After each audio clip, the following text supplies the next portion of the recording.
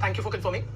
So, in the last lecture, we had begun with trying to understand the early influences on Indian sociology, in which we had counted the copious amounts of empirical data collected by ethnographers and administrators through censors, British officials in their district gazetteers, etc., which enabled a scientific analysis of Indian social life. Secondly, we had discussed the imprint of the colonial critique of Indian society and culture that was developed by the colonial administrators as well as the Christian missionaries. A third influence was the analysis of Indian society as undertaken by the social-religious reformers who typically harped on a golden ancient past, while emphasizing the need for reforms to weed out the corrupt elements in contemporary Indian society. We had also discussed the impact of the ancient scriptures, which were relied upon to understand Indic or Hindu concepts, theology, and the religion of Hinduism. Then there was the influence of the already well-developed fields of sociology and anthropology in the West, because of the training of many Indian scholars in the Western tradition or in Western universities, as well as because of the keen interest that many Western academicians took in the analysis of Indian society. Then we also discussed the role played by modern education, which fostered a rational outlook and a scientific temperament. Finally, we spoke of the worldview of the nationalists who contended or who envisaged India as a pluralistic, tolerant, accommodating kind of a society, right? So these were the major influences on Indian sociology. Then we had gone on to discuss the caste system, in which we had learned that the word caste is from the Portuguese word casta, meaning lineage, which in turn is derived from the Latin word castus, meaning pure. We had outlined the major features of the caste system conventionally, namely ascribed status, hereditary occupation, what else? Endogamy, prohibition on mobility, what else? Hierarchy, restrictions on feeding and social intercourse, civil and religious disabilities and privileges of different social groups, right? So broadly, these were the things that we had spoken of, and then we had concluded our discussion with some standard definitions of caste given by an assortment of scholars, right? Now, moving ahead, let us discuss some other concepts or things related to the caste system, beginning with Now, one thing I was asked, which I need to clarify before I proceed, that should one revert to a recorded course from any of the previous years, 2020 or 29, for sociology, instead of attending the present course, it will be highly inadvisable. Reason being that the current course is far more updated than the previously recorded ones. So you will be missing out on substantial portions if you were to, instead of the current course, you were to revert to a course which was recorded in any of the previous years, right? Even if you have to watch recorded lectures, what you can do is you can view, say, this lecture the next day. Instead of watching it the day when it is first telecast or retelecast, you watch it the next day so that you can watch it at a higher pace. But it will not be advisable for you to shift to a course which has been recorded in any of the previous years. They differ in two fundamental ways. One is that the current affairs portion, and trust me, the pandemic has significantly and very profoundly altered our social lives. It has impacted each and every aspect of our society, and it has also had a profound bearing on the discipline of sociology, right? So one is that we need to understand these new things and various other new current developments that have taken place, the pandemic being the most salient one. Apart from that, friends, every year I also try to expand my own knowledge base and improve upon my lecture presentation and the content which I'm sharing with you, right? So this year again, I have tried to bring about significant improvements in that respect, right? Making the content and the course way more relevant than, say, in the previous year.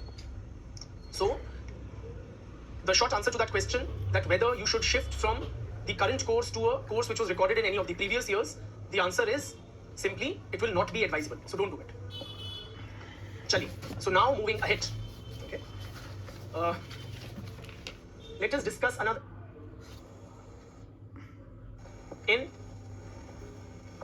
right?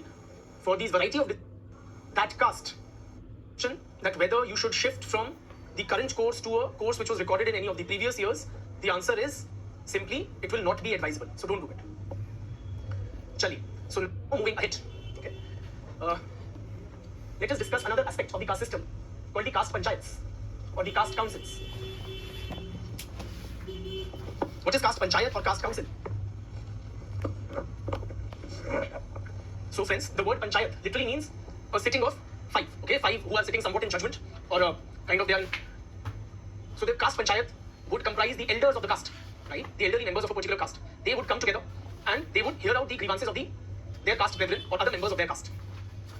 Now, in traditional Indian rural society, there were several important roles that were played by these caste panchayats. Every caste would have its own caste panchayat. So, say in a hypothetical village in Haryana, there are castes like Jats and Sunars and Gujars and Rajputs, okay, and Brahmins. So each caste would have its own caste panchayat. The Jats would have a Jat panchayat, the Gujars a Gujar panchayat, Brahmins a Brahmin panchayat, and so on. What these castes would do, what these caste panchayats would do, they were there to, overall regulate the affairs of the caste and manage their affairs in various ways. So, tell me friends, do you still see them in operation, particularly those from a rural background? Do they still exist and operate? Are they important? And don't tell me what you've read in the newspapers or any sociology book. Tell me from your personal experience. If you're personally aware. So the very notorious caste panchayats are being mentioned. Some are suggesting they do exist but are not as important as they once were.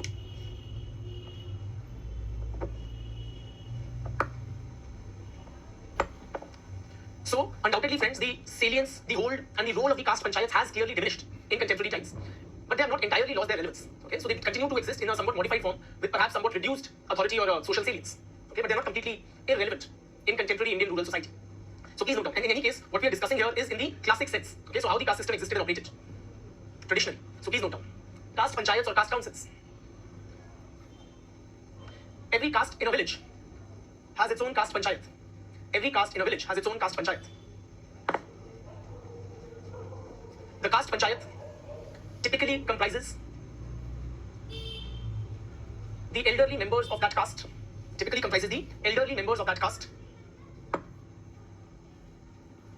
Full stop.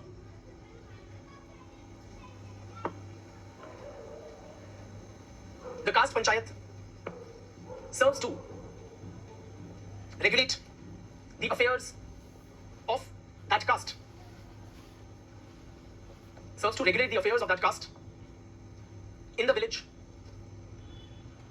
or a group of neighboring villages Why we say, see, so point is that if in a particular village, the number of members of a particular caste are very few, say I belong to the Sunar caste, the goldsmith caste, and there are only 5 goldsmith families in a particular village in the interiors of Haryana, right? So a caste panchayat may not make sense. So possibly we could have a Sunar panchayat or a goldsmith council where that would manage the affairs of goldsmiths across a number of neighboring villages. Okay, so say 5, 10 villages, all the goldsmith families, they would be governed by the diktats of the goldsmith panchayat. They may have a common goldsmith panchayat, right? That is simply what we need. The main functions of the caste panchayat were as follows. What kind of matters would they deal with? Let us try to appreciate. The main functions of the caste panchayats were as follows.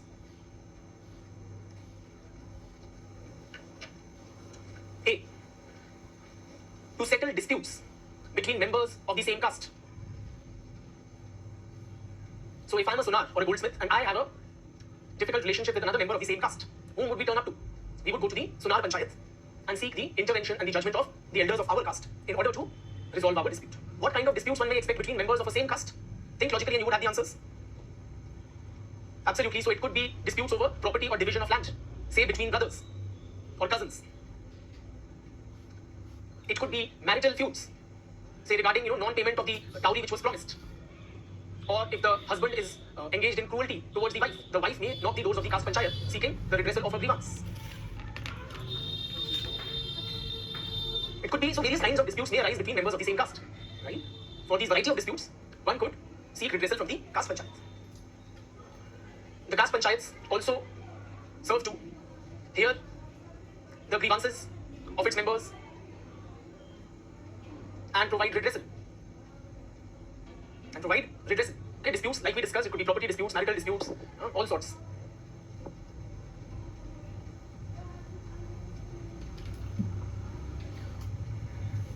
They would hear the grievances and provide redressal. So they would sit in judgment and pass orders.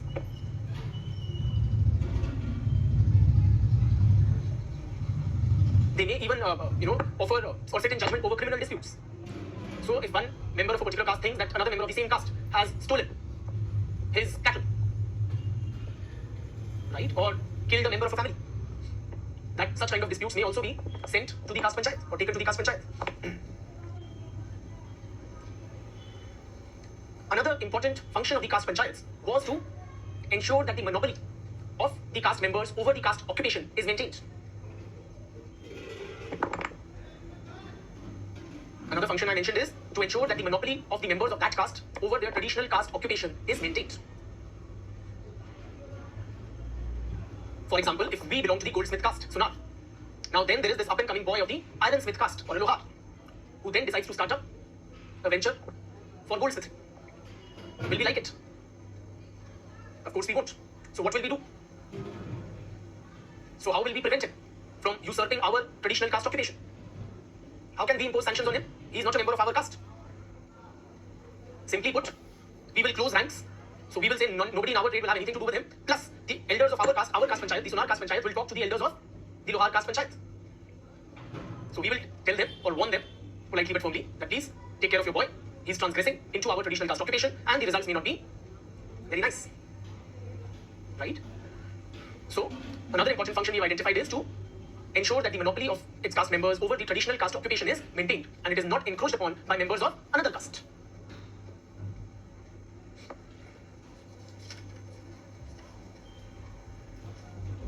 Thirdly, to ensure that the caste rules and restrictions are adhered to. Another important function of the caste panchayats is to ensure that the caste rules and restrictions are adhered to. And of particular concern in this regard is adherence by whom? Who have a greater tendency to not adhere to the caste rules and regulations. And who need to be kind of kept on a tight leash? You people meaning the youth. Right? Because you guys are driven by hormones, so you may seek inter-caste, sexual, romantic or marital alliances. You people or the youth are more likely to be swayed by the forces of modernization and may even seek to strike a friendship, say with the members of the same sex, across caste boundaries which are prohibited. Right? So please note down. Caste panchayats ensure that the rules, regulations and restrictions. Caste panchayats ensure that the caste rules, regulations and restrictions are adhered to, particularly by the youth. Particularly by the youth. I repeat, caste panchayats ensure that the caste rules, regulations and restrictions are adhered to, particularly by the youth. Full stop.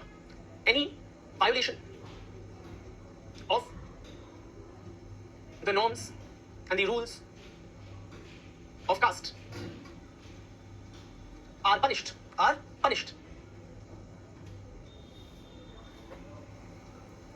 How? For example, if you find a good match for your daughter in another caste and decide to marry her off, what will we do? We meaning the caste panchayat belong of your caste. Social boycott, absolutely. Or excommunicating, right? Excommunicating means you are kind of expelled from the caste brotherhood or the caste membership, right? Or what other kind of punishments may be meted out depending on the severity of the crime, the nature of the transgression. Yes, we may also have to engage in honor killings. We could impose monetary fines or order that the the person who has transgressed caste norms, they will pay for a community feast. So please note down. Any violations of the caste norms may be met by punishments such as excommunicating, social boycott, fines, or being ordered to host a feast for the community, etc.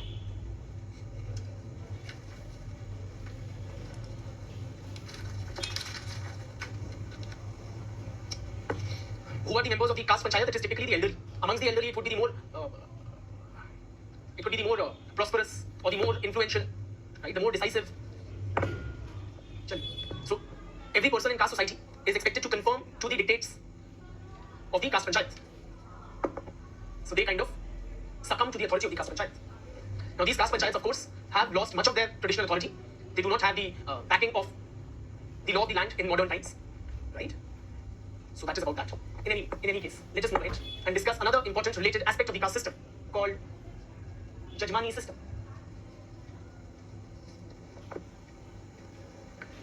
How many members would be there in the caste panchayat? See, literally the word panchayat means a grouping of 5, okay? But there was no hard and fast rule that the panchayat would necessarily comprise of 5 members, okay? It was just symbolic.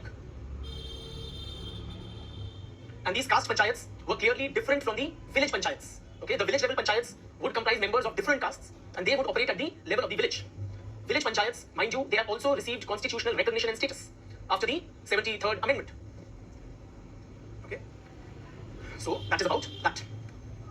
Chali, moving right, let us try to appreciate another related arrangement called the Jajmani system. What do you understand by the term Jajmani? Have you heard the term Jajman? You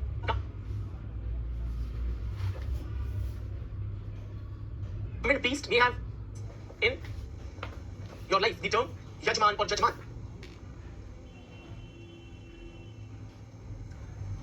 So a Brahmin priest may have used this term in front of you, that Yajman Padhariye, that Yajman, please take a seat.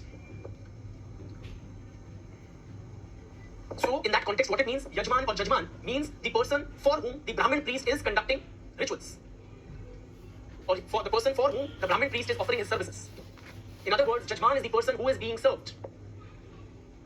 I will be dictating also, just hear me out and try to appreciate what the Jajmani system was. So Jajmani system, friends, in the traditional Indian society, it was a system of interdependence, having economic as well as ritual aspects between members of different castes. So in a village there would be some Jajmans and they were served by Kamins. Kamins. Jajmans were those who were served.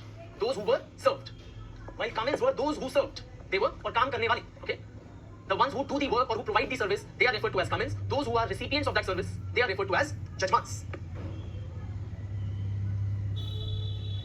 Now please appreciate, the Jajmans were typically high caste or low caste. High caste. While the Kamins were typically low castes or the service castes.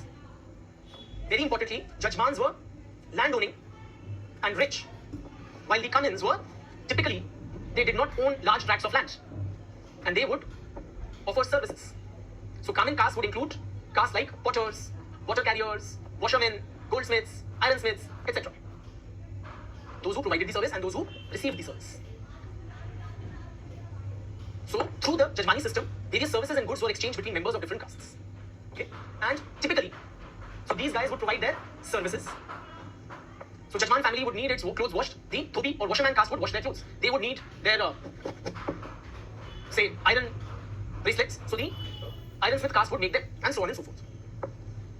In return, the Jajman, did they also have any sort of obligation towards the Kamins? What kind of obligation did they have? They provided them with grains and various other essentials of life. It could be things like clothing, grains, even housing. So it was not a strictly or purely economic relationship. It was not driven solely by economic logic of gain maximization. It was not quid pro quo, that you do this for me and in return I will be doing this for, I'll be giving you this. Please appreciate, this relationship was not only economic, it also had ritual significance. It was a social bond. It was different. See, even today when we go to a shop, we receive something from the shopkeeper. Say we go to a barber for a haircut. I don't, but you do. You go to a barber for a haircut and he provides you this service and in return you pay him money. Can that be considered as a Jajmani relationship? No, clearly not. Please appreciate. Why? It is transactional in nature. You do not have any obligation to patronize the services of that barber.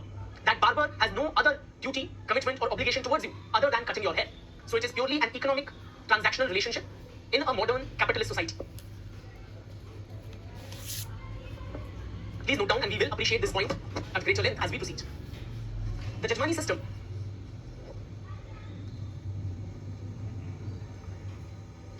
let me just offer a clarification here before we proceed. It was also different from the conventional barter system. Okay, so Jajmani exchange took place not because there was no currency or money, therefore things were being exchanged for services, but there was also a non-economic aspect. Even in barter system, if I give you wheat and you give me ornaments, each of us is trying to maximize our gains. I'm giving you wheat and you're giving me ornaments because we don't have currency or money. Okay, so that is what happens in the barter system. But here it is different than the conventional barter also. Why? Because in barter, if I'm giving you wheat and taking from you gold ornaments, my attempt is to maximize, to give you the least amount of wheat I can for the maximum amount of gold ornaments. Okay, Jajmani is different from that. So please note down. Jajmani system is a system of economic, social, and ritual ties. Jajmani system is a system of economic, social, and ritual ties amongst different castes in a village.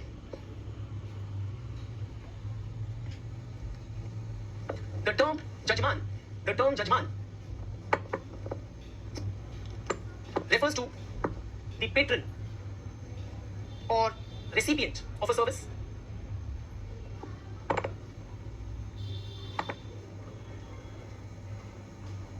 Full stop.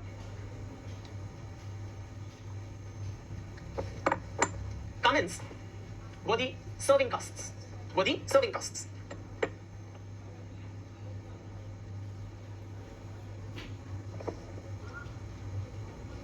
Thus,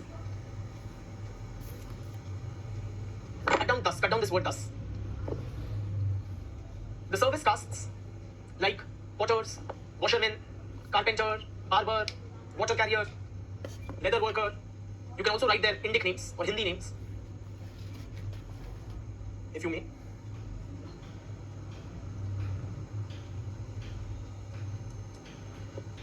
The common caste or the service castes provided their specialized services to the judgments. Common castes like carpenter, washerman, water carrier, goldsmith, ironsmith, etc.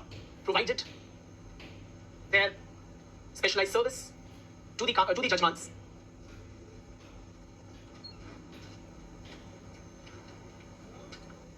And received from them payment in kind. In brackets, you may mention, and less frequently in cash. Brackets close.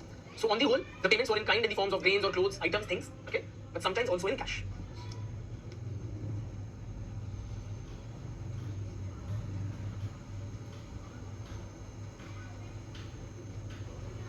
Jajman castes were typically dominant land-owning castes, while the common castes were typically the landless service castes.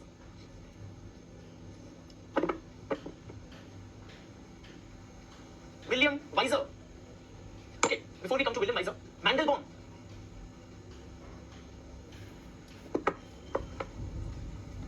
highlights that the Jajmani relationship operated at the level of the what? You tell me. Jajmani relationship operated at the level of the what?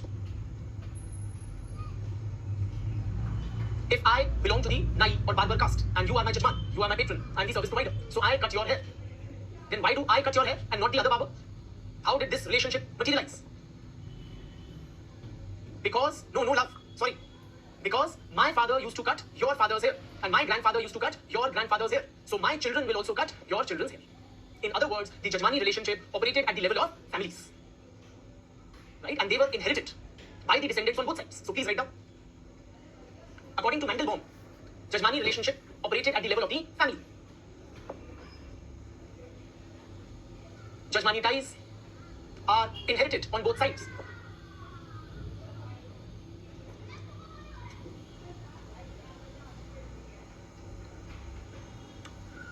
Next paragraph. The Jajmani relationship is much more than merely the exchange of grains and money. For the services rendered.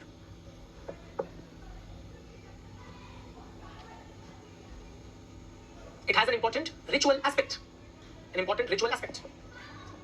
So for example, friends, if you are my Jajman, right, and I am your dhobi or nai or goldsmith, whoever.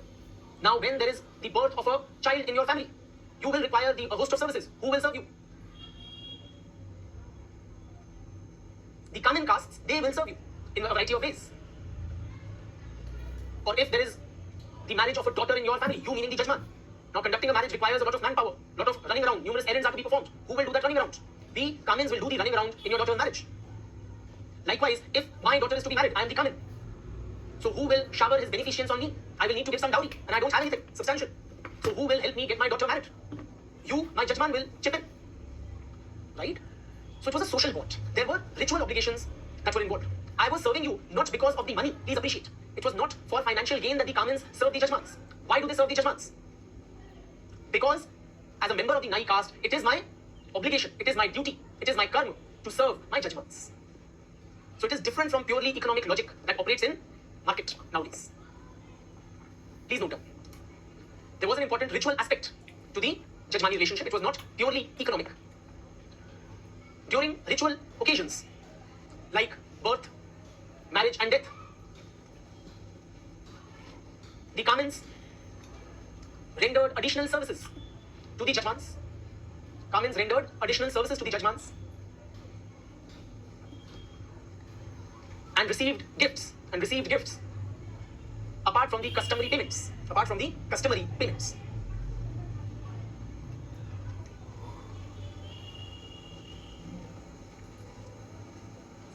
Next paragraph.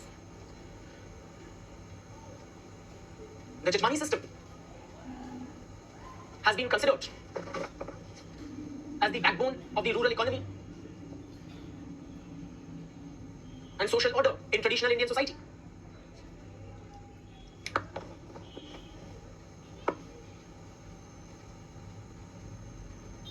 I repeat, Jajmani system is considered as the backbone of the rural economy and the social order in traditional Indian society.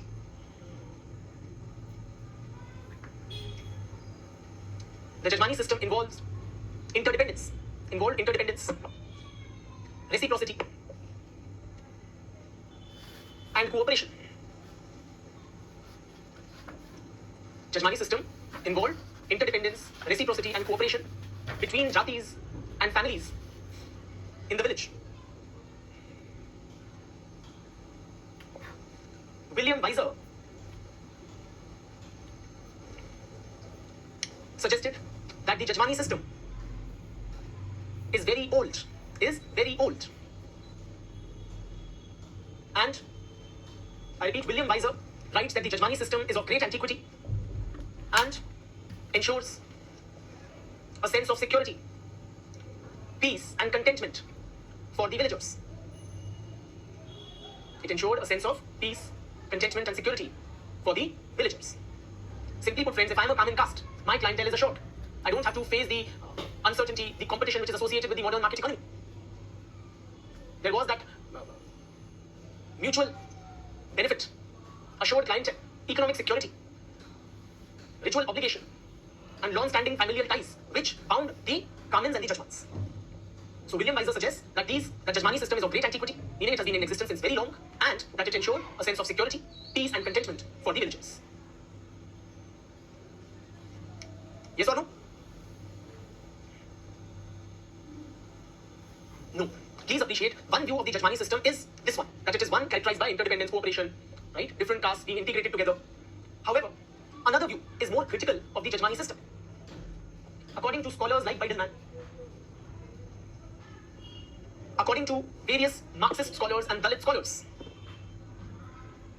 is Jajmani a system of cooperation and interdependence? What would the Dalit activists tell you?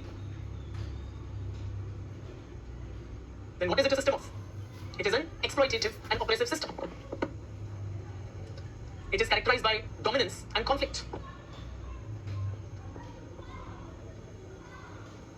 The landowning, powerful, and rich castes, they exploit the free labor of the service castes in the name of ritual obligation.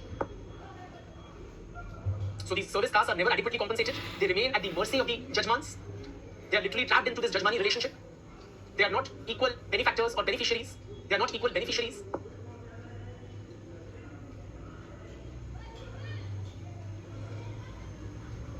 So because they are landless and they don't have an alternative, they are trapped into the Jajmani relationship generation after generation.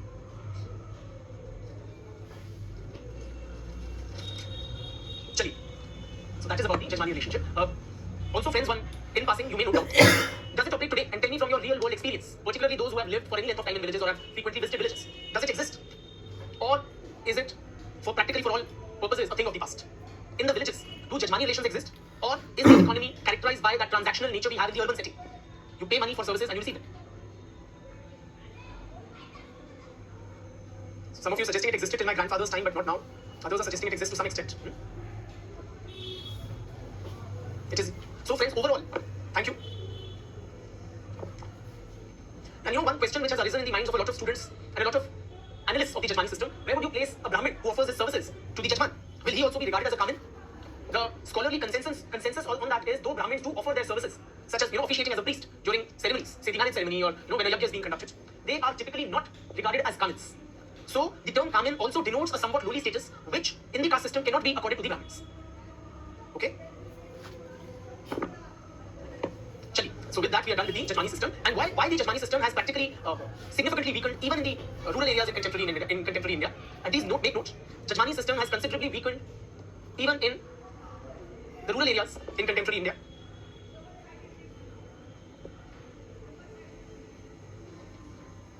Because of breakdown of traditional ties,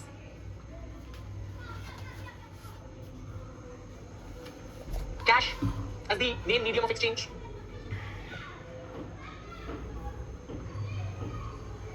customary relationships being replaced by wage labor. So if you want me to render my services to you, you have to provide me a payment. Modern education, migration to the cities, etc.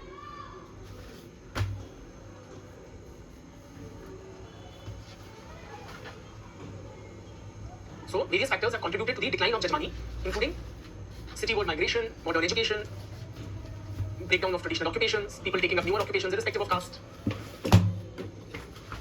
cash-based exchange, wage labor, etc.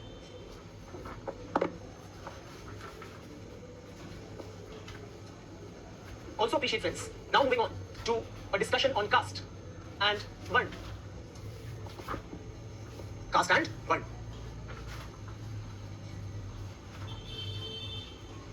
See, there are a lot of terms which are somewhere linked with the Indian social structure.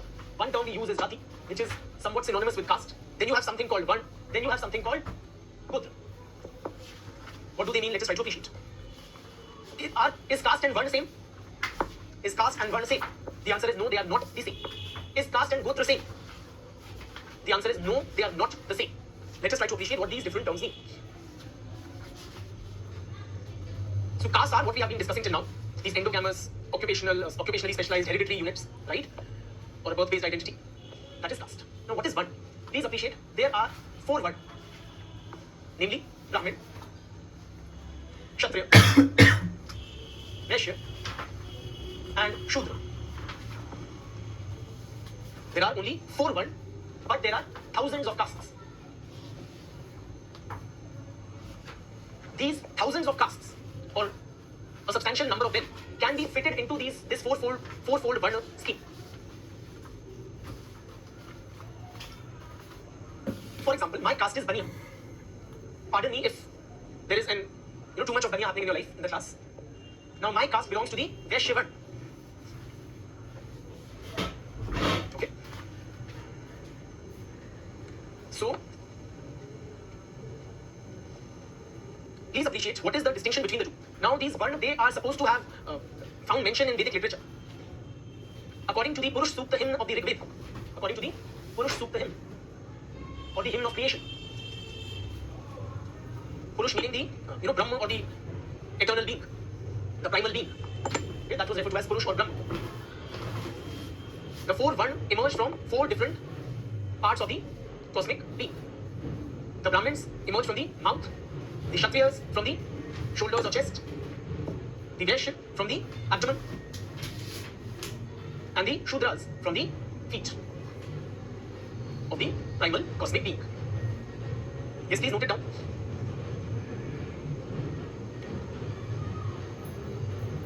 So these are the 4 Varna. What is called the Chaturvarna Vyavastha, or the division of Hindu society into 4 Varnas. The Brahmins emerge from the mouth, the Kshatriyas from the chest and the arms, the Vaishyas from the abdomen, and the Shudras from the feet, according to the Purush Sukta hymn, or the hymn of creation in the Rig Veda.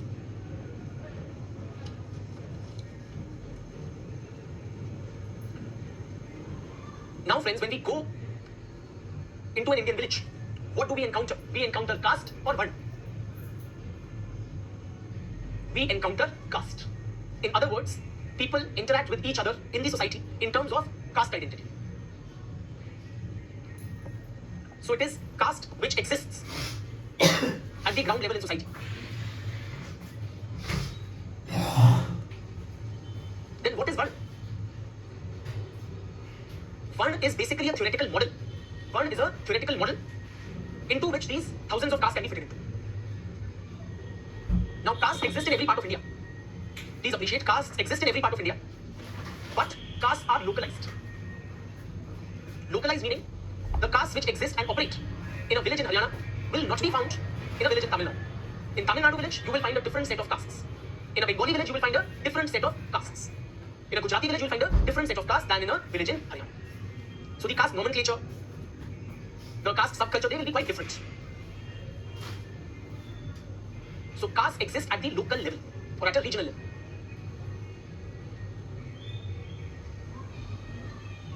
Now, what does one do? It enables ordinary people in different parts of the country to assess where to place an individual in the social hierarchy. For example, if I come from a village in Haryana, I meet you who comes from a village in Karnataka. So I ask you, who are you? Now I need to assess what kind of a social distance do I need to maintain from you? Are you my social superior or my social inferior? What kind of food can I give to you or accept from you? In order to interact with you in a caste society, I need to be able to place you somewhere in the social hierarchy. So I ask you, who are you? And you say, I'm a Lingayat. Now, in Haryana, we don't have any Lingayats. So I'm totally at a loss. So I again ask you, who are you? And you understand this guy doesn't know Lingayat, so you tell me, broadly, I'm a Brahmin. Then I realize that, okay, this fellow is my social superior and I must bow down before him. Okay, so basically, Varn is a pan-India framework. It is theoretical in character. Caste is what actually exists on the ground. Varn are only 4, while castes are into thousands. Most castes can be fitted into this 4-fold Varn scheme, while some castes fall outside of it.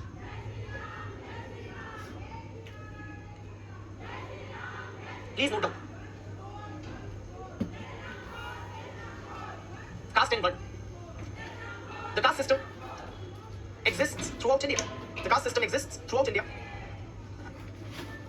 But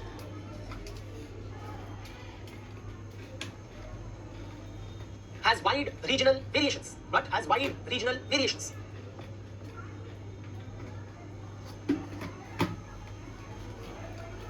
Full stop. Castes which are found in one part of the country.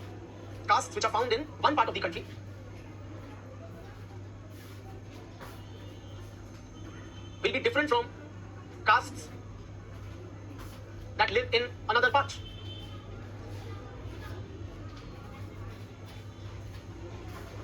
Full stop. For example, castes in a village in Haryana, like Rajputs, Jats, Gujars, will not be found in a Malayali village.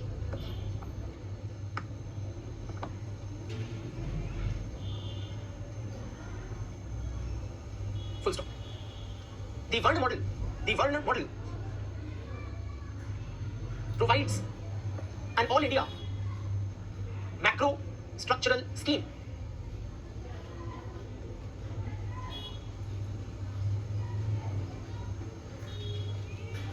Varn thus provides a framework into which the numerous castes can be fitted into.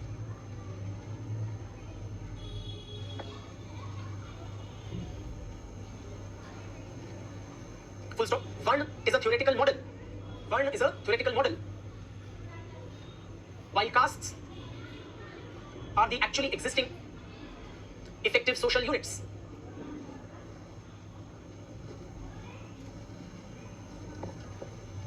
M. N. Srinivas considers that the Varn model enables ordinary people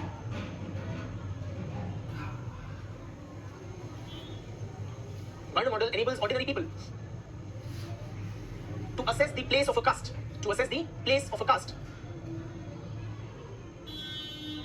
in the Varn framework.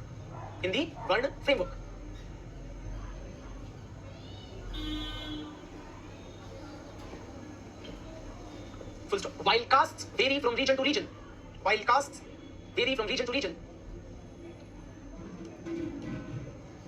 the Varn model remains constant.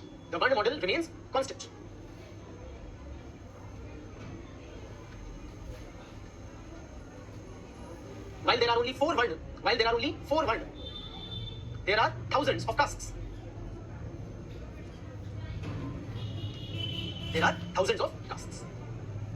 So, simply put, friends, what it means is when I have to, say, get my daughter married, or I have to do whatever, say, decide my occupation, right, what my son will do, I don't go about telling people that I'm a Vaishya. What do I tell them? That I'm a Baniya. This is how people interact with each other in the society. But this system, this is a theoretical model which can help us to place any social group, any caste in this pan-India framework. Okay, this is what we are trying to say. Now friends, what is Gotra?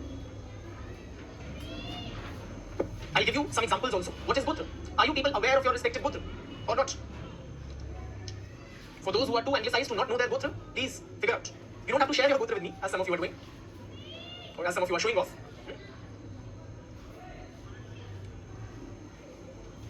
Some of you are suggesting that, or inquiring whether Gotra is only associated with Brahmins. No. It is most strongly associated with Brahmins, or most strongly adhered to by Brahmins, but then it is also present amongst other castes. Okay, now some of you are using the term sub-caste for Gotra. Is Gotra a sub-caste? The answer to that is no. Sub-caste is something else. Okay, but Gotra is not the same as a sub-caste.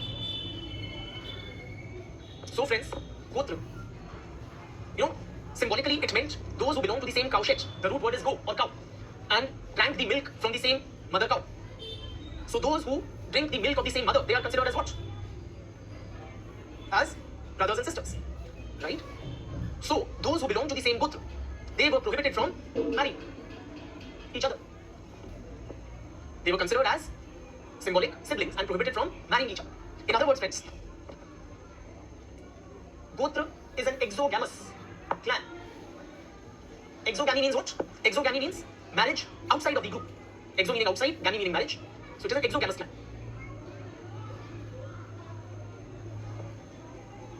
In other words, friends, there are two important marriage rules that we have discovered till now. One is caste endogamy, meaning every person must marry another person of the same caste. Another rule is Gotra exogamy, meaning every person should marry another person of another Gotra, not the same Gotra. So, my caste is Baniya and my Gotra is Garg. Can you tell me what is the caste of my spouse? She is a Baniya. And what is the Gotra of my spouse? It is not Garg. Okay, it is a Gotra prevalent amongst Baniyas, but some Gotra other than Garg. Okay. So, Gotra is an exogamous clan, meaning they are considered to have descended from a common ancestor.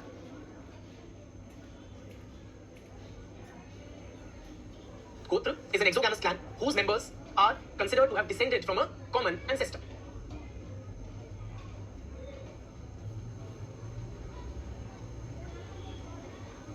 So there are different sets of Gotras which exist amongst different castes.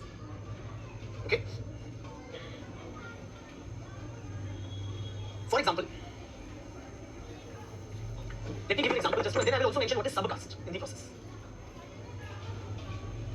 See, Gure says, let me first explain sub-caste, then I'll give you an example. Okay? Gobind Sadashiv Gure, father of Indian sociology, he says sub-castes are the real castes. Sub-castes are the real castes. Now you are also asking me about surname. Just to make things more complex than they already are, we will discuss. Now what is sub-caste? Gure says sub-castes are the real castes. What this means is, friends, that a particular caste group may be further subdivided into certain sub-castes. If it is so, and then there may be further subdivision, a sub-caste may be or may not be further subdivided into sub-castes and so on and so forth. Now when he says sub-castes are the real castes, what he means is that all the rules of the caste system operate at the level of the sub-caste. For example, there is a caste called Teli. Teli are oil pressers, or those who make oil in the traditional rural economy. Their occupation was making oil. Okay. Now Telis are divided further into sub-castes, namely Ek Bel Teli, Dau Bel Teli. There is also another called Shanivar Teli. Now who are these Ek Bel, Dau Bel and Shanivar Teli? Ek Bel Teli were those who produced oil by using one ox. Bel is ox. Please help me in English, Hindi to English translation. Bel is ox. Bel in Hindi is translated as ox in English. Yes. So Ek Bel Teli were those who would see oil was produced by churning seeds, oil seeds between two stones and the chakki. Okay, that device was kind of pulled by a string tied to an animal. Okay, I hope I'm able to explain to you. So if one ox was used by a particular caste, it was Ek Bel Teli. Then the method of production of oil was slightly different for Dau Bel Teli, who would use a pair of oxen. Right? So they were known as Dau Bel Teli. Shanivar Teli were who? They were Jewish converts to Hinduism. So from the Jewish tradition, they would kind of had a certain ritual significance of Saturday because of Sabbath or Shanivar. Okay, so they were known as Shanivar Teli. Now, what this means effectively, if I am a Ek Bel Teli and I have to get my daughter married, whom will I get her married to? will I get her married to any teli or an ek bel teli? To an ek bel teli. In other words, the rule of endogamy operates at the level of the subcaste. Regarding occupational specification and rigidity. So my children will follow which occupation? How will they produce oil? Can they produce oil in any which way? They will produce oil using the style or the method which is monopoly of my subcaste. So occupational specification also operates at the level of the subcaste. If in a village there are both ek bel teli and dau bel teli, what is their relative status? Are they equal? No. One of them will be ritually higher in rank than the other. Why? Because theoretically no two castes can be equal. The caste system is characterized by hierarchy. So there will also be a hierarchy between the subcastes. Okay? So that is why Gure says that subcastes are the real castes. Other scholars are in fact quite critical of this terminology called subcaste. They say, why the hell do we use the term subcaste? If for all practical purposes, ek bel teli, dau bel teli and shanivar teli, these are separate castes. You call them caste rather than calling them subcaste of the teli caste. Okay? So that is about subcaste. So subcastes are the effective caste units. They are endogamous. Gotras on the other hand are exogamous. I know it is confusing, but that's the way life is. So you may note down some examples. In the Vaishya Varna, there are various castes. You may accuse me of caste bias, but that's how life is. In the Vaishya Varna, there are several castes, such as Banyas, Teli, Maheshwari, Khandelwal, Chetiyar, Mudaliyar. So the merchants, see, Vaishya means basically merchants or traders. Okay? In different parts of the country, the trading castes are known by different nomenclatures. So in the northern parts of the country, they are known by these terms like, Banya or Maheshwari, these kind of castes are formed. In Maharashtra, they are known as Mahajans. In Tamil Nadu, they are known as Chetiyars. So,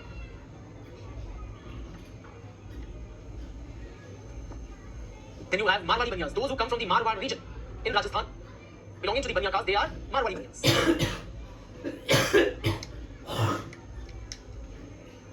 Amongst the Banyas, there are numerous subcastes. For example, some of the subcastes amongst the Banyas are Saraugi, Lodha,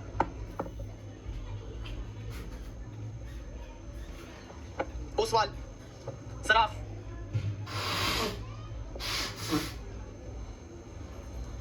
Amongst the Banyas, there are 17.5 Gotras, 17.5 Gotra.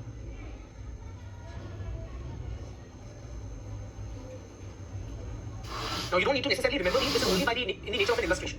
Now why 17.5? So the legend goes that our ancestor, okay, was Maharaja Agrasen. So he had numerous sons and each son constituted a separate Gotra. So one son remained half because he possibly left some ritual in the middle of something. Okay. So because of some such legend, there is a half Gotra. So some of the Banya Gotras are Garg, Goyal, Kansal, Bansal, Jindal, Bindal, Tayal, Viddal.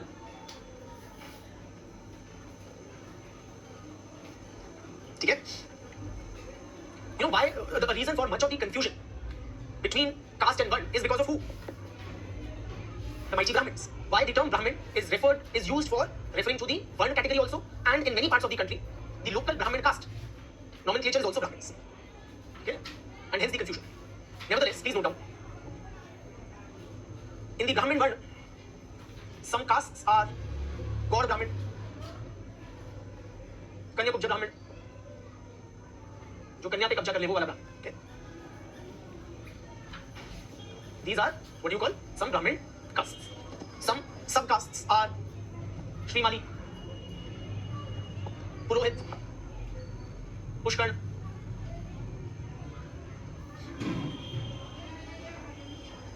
Some of the Brahmin Gotras are, so they are named after the great sages, Bhrigu, Atri, Vasisht, Bharadwaj, Kashyap, Shandilya, Jamadagni, etc.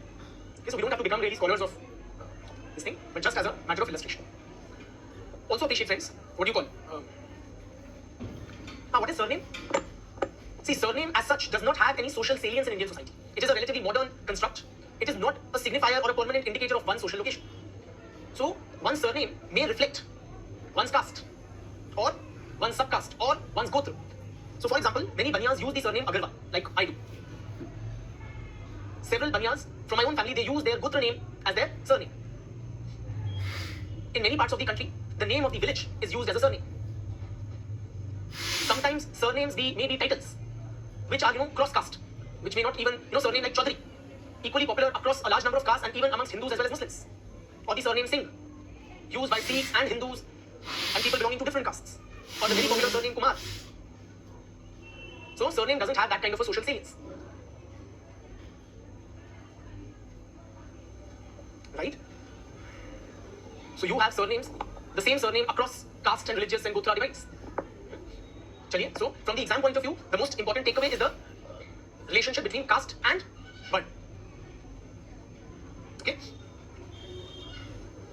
So with that, let's take a lot of bewildering caste, subcaste, etc. information, let's take a short break, after which we continue.